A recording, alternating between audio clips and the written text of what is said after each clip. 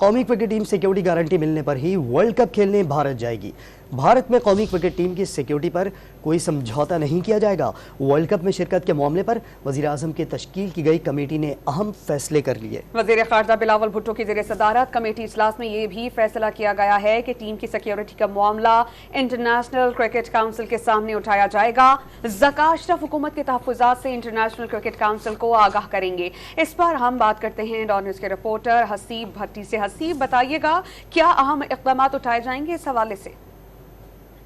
में शिरकत के लिए पाकिस्तान की टीम ने इंडिया जाना था। इस हवाले से कई तहफ़्फ़ुज़ात है जो वहाँ पर इनकी सलामती को लहाज़ थे। इस हवाले से वज़ीर-ए-आज़म ने एक हाई पावर कमेटी तश्कील दी थी जिसका इजलास जो है बिलावल भुट्टो ज़रदारी की सदारत में आज मुनक़्क़द हुआ। इजलास में जो कमर ज़मान ख़ैर हैं, एहसान मज़ारी हैं जो वज़ीर हैं, ये शरीक हुए और इसके अलावा chairman PCB management committee Zaka Ashraf भी इजलास में शरीक थे।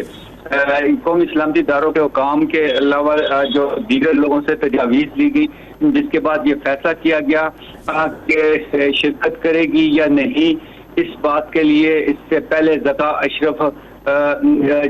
अशरफ इंटरनेशनल क्रिकेट काउंसिल से ये मामला उठाएंगे और इजलास में ये कहा गया कि सिक्योरिटी गारंटी मिलने पर टीम भारत जाएगी।